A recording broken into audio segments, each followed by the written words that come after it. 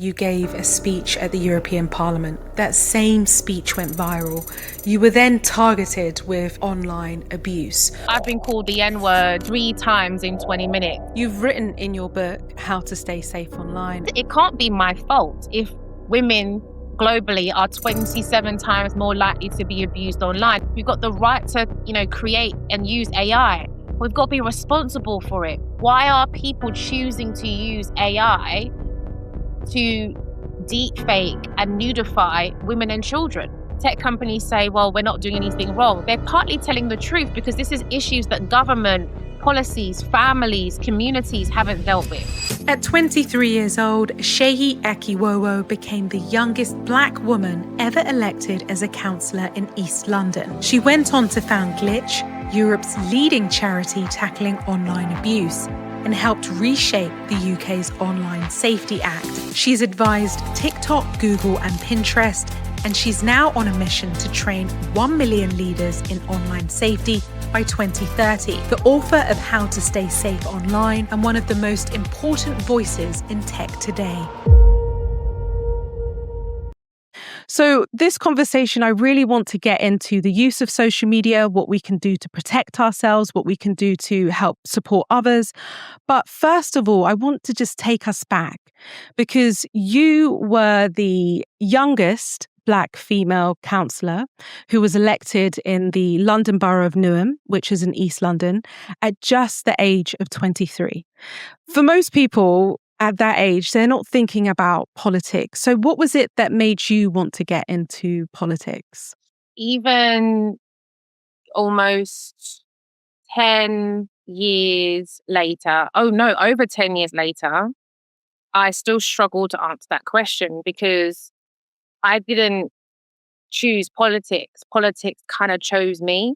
I had unfortunately lost a good friend and neighbour, church friend, Charlotte, to youth violence in 2006. And it's one of the first times that we had experienced or heard of a young girl, being murdered by youth violence. You often hear it be something that the guys goes through. And I went to an all-girls secondary school. So it just sent shockwaves through the school. And I felt so helpless, so confused, so scared and frightened. Now I know what those emotions and words were, but I was activated for sure. I remember being at a dance class and I just burst out into tears. It was the safest place I felt to really unpack how I felt. I just couldn't understand why Charlotte was gone. And so after feeling my feelings around Charlotte at dance class and asking why, the why conversations took me to politics, took me to local politics. And I didn't see anyone that looked like me. I didn't see anyone young. That just didn't feel right. And I guess following the instincts of what didn't feel right and what needed to change is what led me to politics. That's what led me to wanting to be in the adults' room where bigger budgets were being discussed. When I saw the amount of zeros in those budget papers, I was like counting them to be like, this is a lot of money. And a lot of money that was being decided by people that did not look like the area that it was representing. What did you quickly realize about how power actually works once you were inside of it? Honestly, I noticed that if you don't have diverse perspectives, you don't challenge groupthink, it is very easy for power to be about hoarding power and not power being used to redistribute wealth, fairness, leveling the playing field. You quickly see that once somebody has gotten power, it's now all about how to keep power rather than using that position for good. And I found that quite hard in politics. I went in there with such optimism, young naivety, thinking that politics could change things and realizing that for quite a lot of people, politics is about status. It's about the individual. And it wasn't about the collective. Where did you find that strength within to use your voice in spaces, as you've said, with people who didn't look like you, who were a lot older than you? How were you able to navigate those spaces and make sure that your voice was heard to be able to create that change? Newham is one of the most special places, I think, in the world. And I don't just say that because I come from there and Idris is from there and Kano's from there. We've got some special talented people from Newham. But I mean that Newham was one of the most diverse populations in a square meter. Like we had so many languages, like so many different skin tones, so many different hair types. Like diversity wasn't a thing. Like it wasn't the elephant in the room. But for me growing up, diversity was celebrated. So I did not see that my age, my skin color, my gender were problems. And I think when I have a conviction and I know that something needs to be said, that supersedes the fear of the backlash. Back in 2016, you gave a speech at the European Parliament. Months later, that same speech went viral, and you were hit with a wave of horrific online abuse, racist abuse, death threats. What did living through that teach you about how platforms protect people? It was a winding type of moment. What I found winding about the experience of online abuse was it was just out of nowhere. Like I just was in the middle of an ordinary day at the gym, about to see my mum to go to the shops and do a food shop. I had plans and it completely derailed my day. And I found that so jolting. So I'm navigating that and I'm calling the police and I'm saying, this has happened. I don't know really know what to do. And, I kind of even felt like I was being a bit dramatic, like it's not a big deal. And then when the policeman said to me on the phone, you need to come to the police station, I was like, shit, this is serious. I was more worried about telling my Nigerian mother that I had to go to the police station. I kept thinking about everybody else. What about this? What about that? I didn't really understand what it meant for me.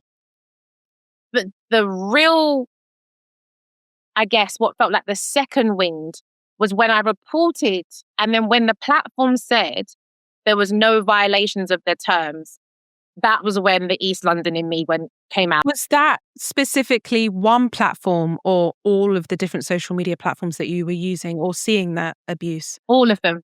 All of them. They were it, and that was the inconsistency. Some of them they took down, some of them said they weren't, but it was exactly from the same account. So it felt like it wasn't even effective, how they were really looking at the reporting.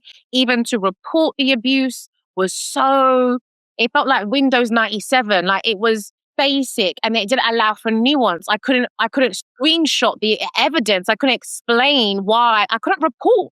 It didn't make any sense. I couldn't report. And when I called it out on Twitter to say, look, I've been called the N-word 3 times in 20 minutes and I'm seeing that platforms are saying there's no violation of platforms. I'm not having this. We need to fix the glitch. There's evidently a glitch in the system because I've come from loving the power of social media. I've seen what it can do. And then the same person that's using social media properly as a digital citizen, they're being attacked by those that are not using it properly. And the platforms are saying there's no violation. That's not being neutral. That's condoning bad behavior. When platforms would say things like, oh, you could just make your account private or you could not say that. I felt like I was being told to limit myself for other people's behavior. It felt incoherent to what I was doing offline because on the council, I was sat as the deputy chair of the Crime and Scrutiny Commission and where we were developing policies to improve and address DV rates, domestic violence rates were going through the roof. We had in 1 year 6 homicides from domestic violence. We had to understand why that was happening. We did so much narrative work to dispel the victim blaming that it was now being repeated in the online space where MPs, celebrities, journalists were being told that's part of the job. Well, I'm going to be doing this work for another 2-3 years of my term. I'm not taking that. We need to fix the glitch. So you mentioned Fix the Glitch there, the campaign that you started. What was its key mission? What did you want to achieve with it? I had just graduated university not too long ago from London School of Economics. So it was really ingrained in me how to write policy, how to write social policy, how to influence. And I obviously was on the council. So I knew that after I'd done the kind of 48 hours of media responding to the viral moment and the hate speech. And I had ITV, Channel 4, it was 48 hours of a lot of media talking to this issue. I knew as a Black woman that I couldn't be too angry. I couldn't be too emotional either. I had to play it quite finely. I also knew as a politician, I had a degree of freedom and privilege that communities that look like me don't have, to be able to call the police and navigate the media. So I wanted to use the platform very responsibly. So I wrote a kind of 10-point simple, here's what you can do to fix the glitch. Make it easy to report. Have consistency in reporting. Have platform guidelines. I did not know that those 10 things that I wrote down was going to take almost 10 years to get into legislation. I did not realize actually what I was calling out, the glitches that I was calling out in the systems, were people not wanting to relinquish power and not wanting to use their power to make sure that we weren't exacerbating inequalities offline. We weren't creating new forms of harm online. And I realized, okay, we got to play a different game. This is now a systemic conversation. The fact that you were actually going through all of this online abuse to change that actually into something positive to then provide steps to help people. You've written in your book, How to Stay Safe Online, about how during that time it felt incredibly isolating. You had people who were well-meaning, who were offering what they could do to help. But for you, it felt like there isn't really anything anyone can do. What was it like for you, especially maybe thinking about someone who might be going through something similar in terms of what that's like and what they should be doing to maybe get the support they need? It is one of the most hardest times. You are tested in your resilience, and not in your resilience to be strong, which is what I often think we misinterpret, particularly as Black women, is let's go stronger, let's go harder. It's to know your worthiness. It's to know that whatever these people are saying, the scrutiny, good and bad, you know your truth. And that's what allowed me to hold compassion for people who, they were at their capacity. This is all new for everybody. They didn't know what to say. My mum is coming from a genuinely a good place. She's a mum. She's like, just tell them you're sorry. Just come offline. She just wants to protect me, but she doesn't understand that by her saying that, she's making me feel like I've done something wrong. And it's such a testing time of not absorbing the shame and the guilt. There is shame. So there is shame that someone should feel. There is guilt and accountability someone should feel, but it's not on the individual. It's systemic. It can't be my fault if women globally are 27 times more likely to be abused online. And shortly after doing a lot of the press work, I worked with Amnesty International, right? We did a Rights for Rights campaign where thousands of people around the world were writing me letters of solidarity to support. And there was one particular postcard that I received that I will never forget. I will take it to my grave. It was an older woman who said that her niece had died by suicide because of online bullying and abuse. And she thanks me for using my voice to speak out because it means that her niece won't die in vain. That's when I knew it wasn't about me anymore. That's when I knew there were thousands, if not millions of other people who felt silenced because the culture was enabling harm, was enabling perpetrator behavior. And that's what I talk about in my book, about conscious perpetrators who knowingly are being bad actors online, who are sharing misinformation, who are creating deep fake images of children and women. And there's also unconscious perpetrators, people who don't realize that in the name of banter, you're actually exacerbating gender inequality. You're the founder and the former CEO of Glitch, which is the UK's leading charity against online harm. You stepped down from your position as CEO last year. Why did you take that decision? I was tired. We had seen through so many prime ministers. We had seen through so many tech ministers. The department even changed names. So Glitch sat in a vacuum, right? That didn't exist before. There wasn't a women's take or a gender's take on digital rights. And there wasn't a digital rights organization that would be centering diverse experiences. So when I realized that I was also repeating myself in certain conversations with people to justify why the dehumanization of Black women should be centered in our analysis so that we can have more of an effective policy making, it began to feel personal. It began to feel like I wasn't being seen. I wasn't being heard. It became too hard. And I felt that even with taking sabbatical and rest, having to talk to funders to explain why my lived experience means showing up is different to the other people that you fund. I felt I was constantly in a place of convincing and not in my power anymore. I sacrificed so much that my health really began to suffer because the idea of being a Black woman young leader is quite novel and new to a lot of people. So without them realizing, a lot of their unconscious bias shows up. And that grace and compassion that I had for people who didn't understand the victim blaming language with online abuse, and my compassion just started to go. I realized the way that I've got to make myself safe and secure from even within my own community was too hard to explain to white people. It felt like I was snitching on the culture and the community. It felt like I was exposing our business, which is, the Nigerian in me. And then I felt conflicted as a campaigner, as a human rights defender of keeping a lid on harm. Do you feel like there was a big backlash against the work that you were doing within the community, or would you say that there was more support? Both. I remember when it was Black Lives Matter and George Floyd's murder was being broadcasted. And I remember saying, well, Black Lives Matter online too. So why do we keep seeing this video? Why can't we as citizens and consumers of social media choose if we get to see this content? I had people supporting that around well-being, safeguarding mental health. And then I also had people telling me that I'm a snowflake and we need to show people what's happening. Why do we need to be seeing that online when we wake up? And that's the first thing the algorithms are saying. Why don't we get to have agency and choice?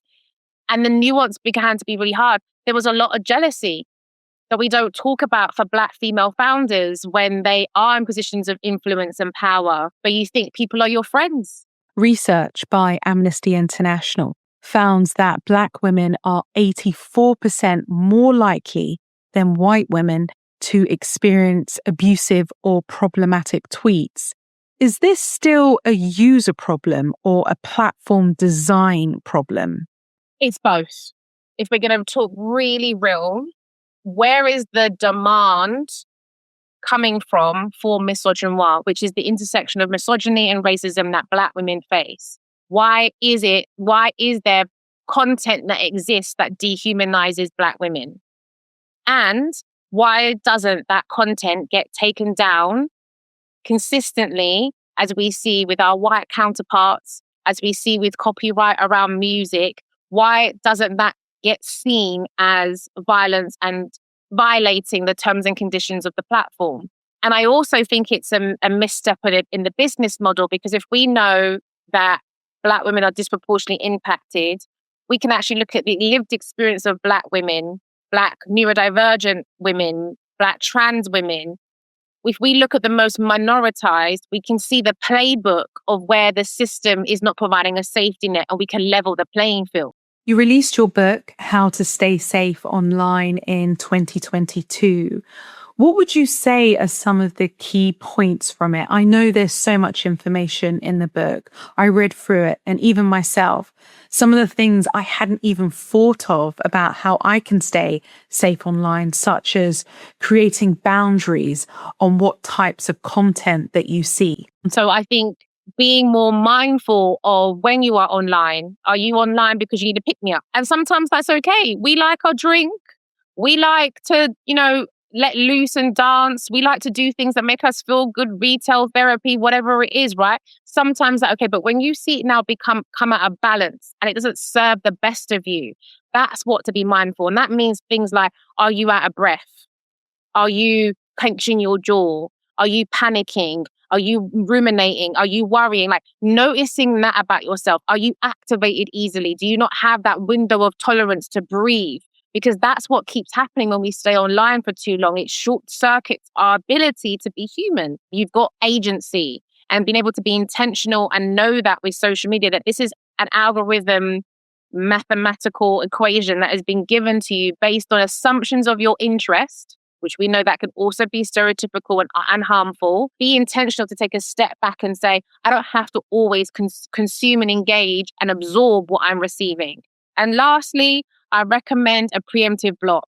When I see people moving bad in the community, out of the community, I see that they've shifted in their belief. When I see that somebody's at their capacity to absorb information, I'm not looking now to be the punch bag that they're using to tell me that what I know to be true isn't true. I'm not looking to be activated and constantly challenged and battled. Like that's not what life is meant to be about. So I believe in a preemptive block.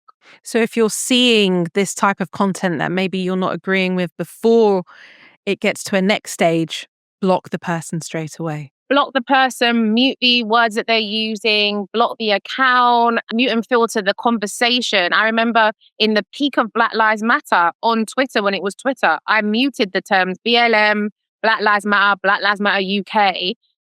Content was still filtered through, but it really stopped the avalanche and the wave of seeing George Floyd's murder or seeing police brutality and seeing all of these names that we must remember, but not at the expense of our health. And I think for a lot of people, that is difficult to hear because it's like, well, you should be a martyr. You should no, we should fill our cups up and be leading from an overflowing cup. Audre Lorde told us that the master's tools won't dismantle the master's house. That means violence that we enact on each other. And that also means urgency. You've sat in the room with a lot of these platforms. Is there anything that they're saying privately that's not being said publicly? What I will say is that there are good people in these companies that see the things that we are seeing and are advocating for us. And that those at the top don't always represent the opinions of everyone in tech companies. And the conversations that we can be having is how do we meet in the middle rather than seeing everyone as adversarial. What I will say is that I was shocked at the level at which racial literacy was at and the unintended consequences of a lot of product development. And I realized when your only motivation is profit and you don't understand that you don't have to make profit at the expense of people, you're not going to see those very predictable patterns, which is why when I left Glitch, for me, it was now moving the conversation around harm reduction to system change, around not just addressing how content moderation needs to improve, but actually what's the standard at which we're asking for that moderation to be at. I want us to put in the guardrails that we put in with other forms of regulation around finance, around housing, post-Grenfell. Why are we putting those guardrails in good governance of businesses? This is not a safety, morality, gender issue anymore. This is about good business practice. Without those guardrails, where do you think we're heading?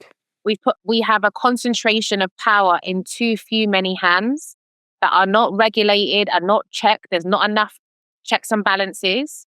And if we keep appeasing because of short-term thinking, whether that's our elections that are thinking in 5 years' time, if we keep thinking short-term because we're thinking about propping up the economy that has been so gutted in the UK by austerity cuts, and then COVID, if we keep thinking short-term and we keep appeasing the concentration of power, I do worry about the real worldwide radicalization of my generation and the next. You've built this idea of the digital citizenship, which has 3 layers. What are those 3 layers? I like to talk about it like with all rights, there comes responsibilities. So we have the right to education, but we've got to be responsible at school. And, I will always say sorry to my teachers because sometimes I was a little bit too naughty. We have the right to vote, but we've got to be responsible with our voting. And we've now got all of these rights. We've got the right to, create and use AI. We've got to be responsible for it. Why are people choosing to use AI to deep fake and nudify women and children.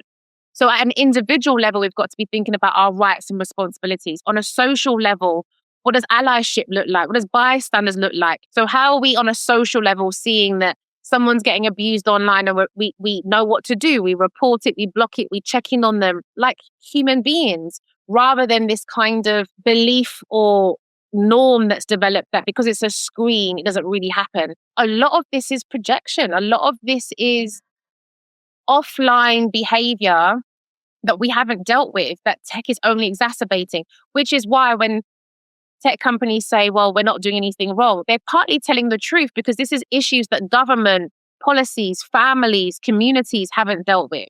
That's why the third layer is institutions. What can schools, employers, politicians, libraries, hairdressers, what can institutions, organizations all do to build back a society better than what I feel has been this kind of spread of hate and division that has, it pains me. I think it has really wrecked society. The use of AI is becoming a daily norm for many of us, including myself. Usually when I'm searching for something online, I'll get an AI prompt that suggests different pieces of information for something that I'm searching for. Now, with all the positives, there are, of course, negatives. And the United Nations Women say that 38% of women have experienced online violence, with AI making it faster and easier to spread. Do you think that AI is making things worse, and what more needs to be done? You asked me a question earlier about the decision to kind of leave Glitch. I didn't set up to be a CEO. I called myself an accidental CEO for a very long time because I couldn't believe it, right? But it was the vehicle in which to hold resources and to mobilize. So it was a means to an end. One of the reasons that I left was because I could see that we were repeating ourselves with AI. The same repetition that I felt with social media and the offline space and gender equality and street-based harassment was replicated online and social media, and it was now being replicated in AI. We've now seen the same biases that we spoke about offline in AI training sets and data sets and algorithmic content moderation, which is why they don't pick up certain content because they don't think it's violated the platform. We're seeing the same inequalities around whose jobs will get whose jobs will go with the AI innovation. How are women and marginalized communities meant to see themselves in politicians and policymakers if they don't actually feel represented and advocated for? So I feel like it is repeating itself. And that was what I found so frustrating. So I don't want to be doing the whack-a-mole harm reduction. I want to change the system. I want to set the standards differently, because it shouldn't be okay that AI can be used. 99% of deep fake pornography is of women. And majority of the platforms that are used to train deep fake pornography have never been trained on men. So this is never going to be an issue that happens for men. Why is that? And ultimately, like I talk about in my book, and I was struggling to trying to convey the nuance in the charities, a lot of this stuff is offline that we have to deal with. We have to be talking about misogyny. Misogyny is not a hate crime still. When you look back at your career, do you feel like so much has changed in terms of the work that you did, in terms of Glitch, in terms of your political career? Things have moved forward. 100%. Lisa-Marie, I remember being invited to the United Nations, right? And I was working with the Canadian government on a resolution to have a human rights framework that ruled that online violence against human rights defenders and people was a violation of our human rights. I couldn't believe the number of member states that didn't know that online abuse was a thing. They were asking questions like, why is it bad? How is it bad? Is that not just part of, they couldn't understand because it wasn't their lived experience. So I realized, I need to change my approach. So I did. Here are 5 myths about online abuse to get ahead of it. I'm not having that conversation anymore. I'm not having a conversation where journalists would ask me, well, prove that online abuse is real. And I'd have to then show all the reams of evidence and testimonials and making sure I was doing that in the way that wasn't re-traumatizing people and feeding this kind of trauma porn that I think a lot of media outlets incentivize. I'm not having that conversation anymore. We're having a conversation about what needs to be done. That's brilliant. That is digital citizenship education. But what I'm sad about, Lisa-Marie, is something that I said in my TED talk is don't do what I did. Don't wait to become a victim of online harms before you act. There's amazing progress. I just think it comes too late. And if I speak candidly and frankly, I think governments have forgotten their own power. They've forgotten that they are here to govern people and to set a standard.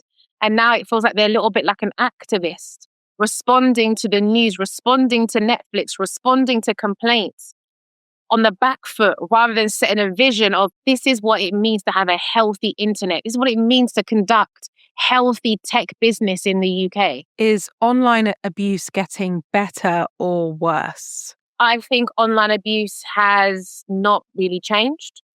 I think the scale and reach and the ordinary people that are impacted is in greater numbers than before. Before it was something that was maybe impacting politicians, celebrities, kind of people in higher status. Now you're seeing online abuse, tech facilitated violence impacting intimate partner relationships, it impacting in schools. You'll see it in the everyday. So it feels heavier, and it feels like there are more victims of online harms. Are platforms doing enough to protect people online? No, I don't think platforms are doing enough.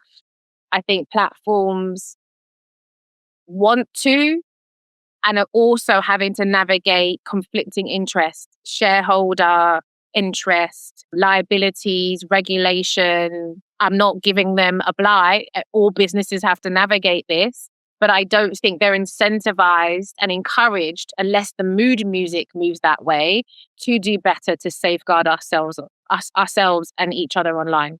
Now, you've got an ambitious target of training 1 million people on leadership by 2030.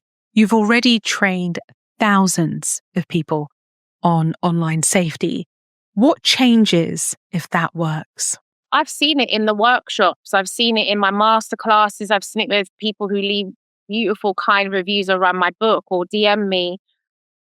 They feel empowered to have a conversation with their children, in their schools, with their communities, in their faith groups about responsible tech. And that's healthy, responsible tech. That is, digital citizenship, practical things like not spreading misinformation. They feel empowered and equipped. And when you empower and equip people, the possibility is relentless. Like, I do all of this work because I remember the good days of MSN. I remember the good days of playing checkers and engaging with friends on topics and sharing music and learning about different cultures. I'm very transparent. I grew up in a very conservative Nigerian culture that had a particular way of thinking of things. And I subscribe to queer politics because of the beauty of the internet. But if we only think freedom of expression is for certain groups of people, we're going to lose out on all of those amazing, brilliant voices that deserve to be expressed and deserve to create their own dance trends or their own beauty tricks or their own small businesses because they are able to use the online space and tech. That's why when I talked about how to stay safe online in my book, it was about what the individual can do, what we can do socially and what institutions can do. It was making sure that you're not going online when you're not being your best, but you're going to be more sensitive to people's conduct and you might take things out of context. You left Glitch in 2025. What's next for you? What are you planning?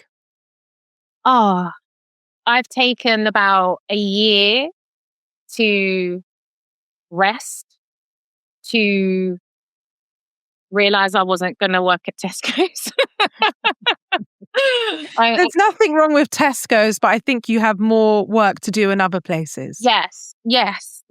And, it's the working class in me. I've got to pay my bills. Do you know what I mean? So I know I can do retail. I've done it once before. Let me go back, right? And when I sat with that, I asked myself, so then what do I want to do? I've been complaining a lot about what I don't like, what I don't want to do. Where do I want to show up? Where do I want to be? Where do I want to add value? And how do I want to add value?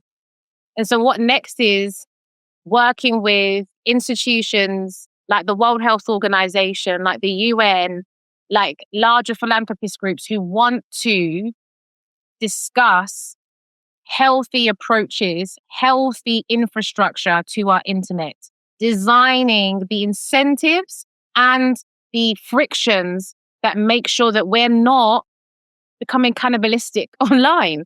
Seyi, thank you so much for taking the time to just share your journey and the incredible work that you're doing. Thank you so much, Lisa-Marie, for having me.